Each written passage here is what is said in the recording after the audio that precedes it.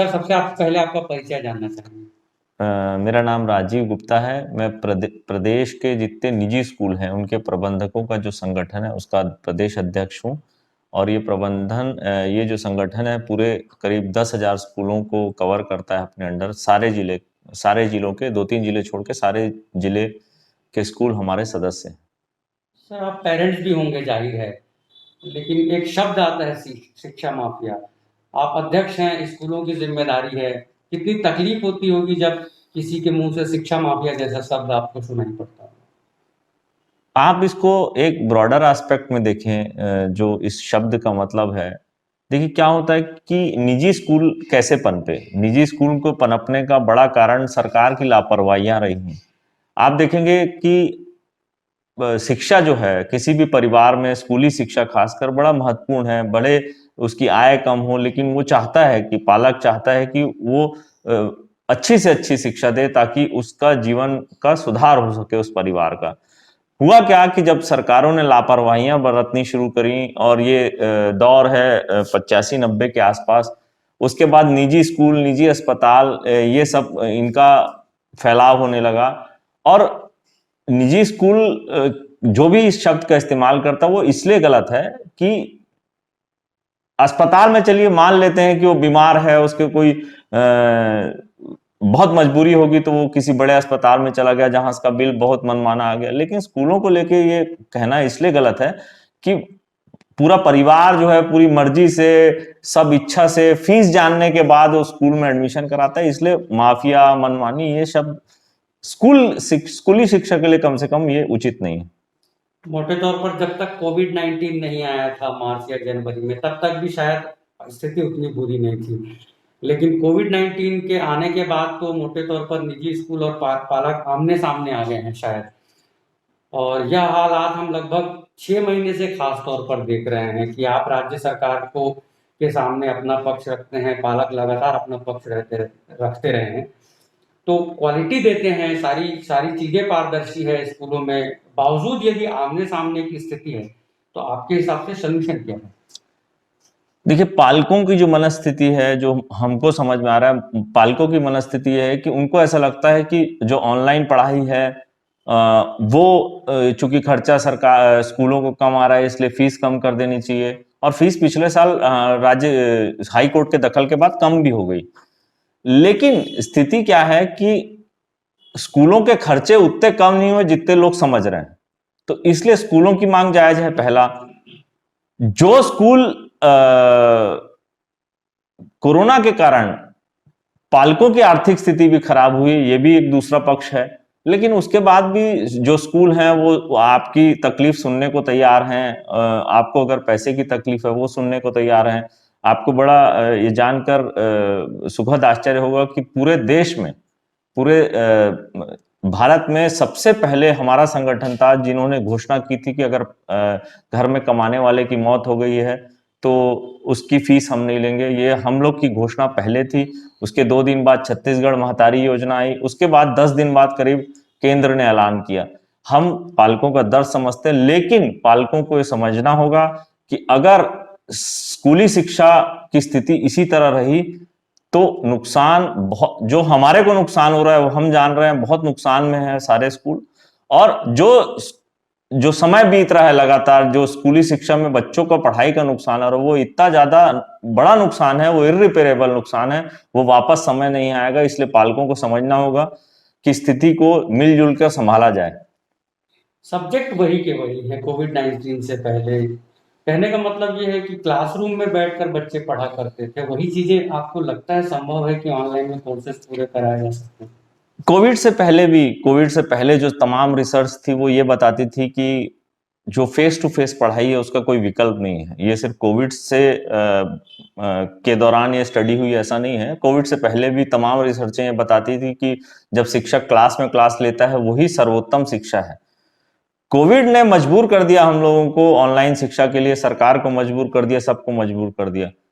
Online शिक्षा, अगर आप बड़े प्लेटफॉर्म पे देखेंगे, ऑनलाइन शिक्षा एक विकल्प है। ये कोई बहुत अच्छी शिक्षा हम नहीं दे पा रहे हैं। और आप सिर्फ निजी स्कूल नहीं, आप ये देखिए कि प्रदेश में करीब 45 लाख बच्चे सरकारी स्कूल में पढ़ रहे हैं। मैंने बहुत पहले सितंबर अक्टूबर में एक आर्टिकल लिखा था एक बड़े न्यूज़पेपर में, उसमें मैंने कहा था कि आज अगर स्कूल खुल जाए, आज अगर खोल दें, कभी भी किसी भी स्थिति में, अगर आज खोलते हैं, जुलाई में खोलते हैं, अगस्त सितंबर कभी भी खोलते हैं, 80% बच्चे जो सरकारी स्कूलों में पढ़ रहे हैं वो डर गए हैं शिक्षा को लेकर, वो स्कूल नहीं जाएंगे। और यही स्थिति करीब 50% बच्चों की निजी स्कूलों की है। ऑनलाइन शिक्षा विकल्प में सरकार को, अब चूंकि ये इनका जो कोविड का एक्सपीरियंस है, सारी सरकारों को 15-16 महीने का एक्सपीरियंस हो गया, सरकार को कुछ ऐसा करना चाहिए कि बच्चों की शिक्षा की स्थिति बेहतर हो, भले वो कोई भी विकल्प हो, भले वो फेस टू फेस कराएं या कोई ऐसा विकल्प हफ्ते में 2 दिन जाए, बच्चा 3 दिन जाए। अब आपको इसको लेके आगे चलना पड़ेगा। सरकार स्वामी आत्मानंद इंग्लिश स्कूल खोलने जा रही है, खोल चुकी है, एडमिशन की प्रक्रिया जारी है। पैरेलल खड़ा कर पाएगी सरकार? लगता है गुणवत्ता बिल्कुल बराबर होगी, जैसा कि निजी स्कूल पढ़ा रहे हैं, बिल्कुल उसके बराबर खड़ी हो जाएगी छत्तीसगढ़ सरकार? नहीं, कुछ निजी स्कूलों से भी उसकी गुणवत्ता अच्छी होगी, इसमें कोई संदेह नहीं। सरकार अगर किसी चीज को ध्यान दे तो वो अच्छा काम कर सकती है। इसके बहुत उदाहरण हैं, इस देश में भी बहुत उदाहरण। लेकिन जो बड़ा मेरा प्रश्न है, इस पे शायद राज्य शासन का ध्यान नहीं गया। आपका उद्देश्य क्या है? जो Swami Atmanand English medium school आपने खोले, उसका आपका उद्देश्य क्या है? आपका उद्देश्य यह है कि जो निचले तबके में लोग हैं, वंचित हैं, गरीब हैं, उन तक अच्छी शिक्षा पहुंचे। तो ये काम तो आप आत्मानंद से नहीं कर रहे हैं। इसमें तो मेरे जैसे लोग जिनके पास सब है, मेरे जैसे लोग भी अपने बच्चों को भेज रहे हैं, तो क्या आपका उद्देश्य पूरा हो रहा है? सरकार को वहां जो एडमिशन की प्रक्रिया है उस पर ध्यान देना पड़ेगा। सरकार अगर इस आत्मानंद के मॉडल को सफल मानती है तो ये बहुत छोटा मॉडल, आप समझ लीजिए पायलट प्रोजेक्ट है। 150 स्कूलों से पूरे प्रदेश का भला नहीं होगा। आपको कम से कम पैरेलल अच्छी व्यवस्था खड़ी करने के लिए आपको कम से कम 2000 स्कूल खोलने पड़ेंगे, क्योंकि अभी जो स्कूलों की संख्या है राज्य सरकार के स्कूलों की 55,000 है, तो आप 150 स्कूलों से पूर्ति नहीं कर पाएंगे। उधर लिखते पाए गए हैं Swami Atmanand school English school के जो टीचर्स हैं, उन्होंने FOTHER लिखा है सर। ऐसे में क्या लगता है आपको, नहीं, पायलट प्रोजेक्ट में ये हाल है? त्रुटियां हो सकती हैं, लेकिन सरकार को ना लगातार अपडेट करना पड़ेगा अपने को। जो इसके स्कूल के टीचर हैं उनको टीचर ट्रेनिंग देनी पड़ेगी, बहुत सारी चीजें करनी पड़ेगी। और सरकार की नीयत पे हमको संदेह नहीं करना चाहिए। अगर सरकार ने किसी काम को किया, उसको और विस्तृत रूप देना पड़ेगा, उसको और सुधार करना पड़ेगा। और शिक्षा और स्वास्थ्य में जितना सुधार हो सके, जितना सरकार काम कर सके, वो कम है। 20% इजाफा किया है सारे निजी स्कूल्स ने फीस में, यह भी एक तरह का सच ही है ना? नहीं, आपको जो सरकार ने इस साल, पिछले साल जो फीस कमेटी बनाई थी, उसका जो काम करने का तरीका अगर आप उसको समझेंगे तो ये समझ जाएंगे क्या हुआ है। हुआ क्या कि 2021 में जब कोरोना आया, अब मार्च में आया, तो पिछले साल जुलाई से लेकर जो मार्च तक की फीस ली गई, वो हमने 19-20 की ली थी, क्योंकि हाई कोर्ट का ऑर्डर था। पिछला सत्र था 20-21, ये सत्र है 21-22। तो हुआ क्या, जब फीस कमेटी बनी तो हमको 20-21 की जो फीस तय करनी थी, हमने 19-20 से 8% बढ़ाई, क्योंकि हमारे को उसका अधिकार था।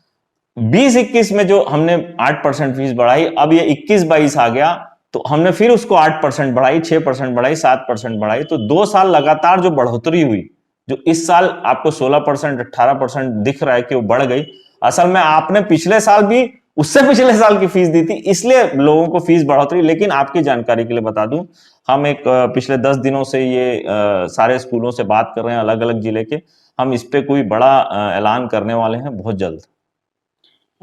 बड़ी संख्या में स्कूल बंद हुए हैं और निजी स्कूलों, बहुत से निजी स्कूलों में छात्रों की संख्या भी कम हुई होगी।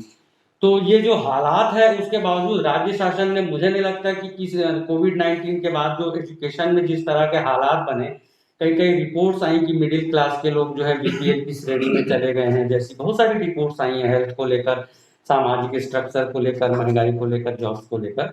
तो किसी भी रिपोर्ट से राज्य सरकार को कोई वास्ता है ऐसा नजर नहीं आता है। तो इस बारे में निजी स्कूल क्या कुछ करने जा रहा है, चैरिटी जैसा, कोई छूट जैसा?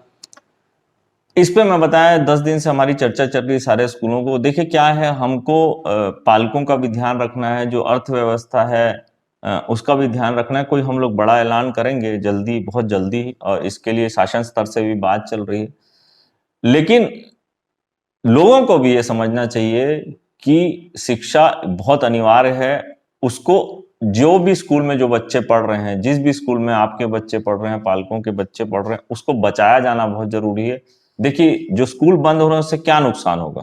पहला, कि जो पूरे प्रदेश के 70% स्कूल ऐसे हैं जिनकी फीस जो है वो 1,000 से कम है, और बहुत छोटे बजट स्कूल बोलते हैं हम लोग, अगर वो बंद हो गए तो क्या होगा? आपको पास के बड़े स्कूल में जाना पड़ेगा जहां की फीस ज्यादा है, जहां आप अफोर्ड नहीं कर सकते, क्योंकि सरकारी स्कूल तो आपकी उसमें प्रायोरिटी में था ही नहीं। अगर सरकारी स्कूल आपके प्रायोरिटी में होता तो आप निजी स्कूल में क्यों भर्ती कराते?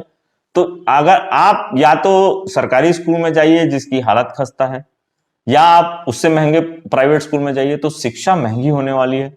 ये सबको समझना होगा और बचाइए स्कूल को बचाना बहुत जरूरी है। निजी स्कूल एसोसिएशन ने 2 बार डोनेट भी किया है कोविड 19 को लेकर मुख्यमंत्री सहायता कोष में। और इस बीच शुरू से ये हालात आए दिन ऐसे चलते रहते हैं कि निजी स्कूलों के खिलाफ शिकायतें होती हैं। तो ये जो डोनेशन है वो क्या शासकीय जांच को प्रभावित करने का एक तरीका है, ऐसा नहीं लगता आपको? नहीं, डोनेशन हमने स्वयं किया था। सरकार हमारी कौन सी बात सुन रही है? आपको लगा हमारी सरकार कोई बात सुन रही है? जबकि हम सरकार कंधे से कंधा मिला के काम कर रहे हैं, सरकार हमारी एक बात नहीं सुन रही। पूरे देश में पिछले साल बहुत जल्दी स्कूल खुल गए, नवंबर में स्कूल खुल गया। हमारे प्रदेश में फरवरी में स्कूल खुले।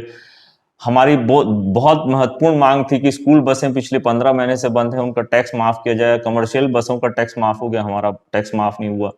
ऐसी बहुत सारी मांगे हैं। हाँ, हमारे सरकार से संबंध व्यक्तिगत तौर पे इसलिए अच्छे हैं क्योंकि हमको बार बार काम कराने पड़ता है, लेकिन सरकार ने ऐसी एक मांग बता दीजिए जो निजी स्कूलों की मानी हो। संबंध अच्छे होना, हमारी बातचीत होना, ये अलग विषय है, और हमारी मांगे मानना अलग विषय है। Thank you sir.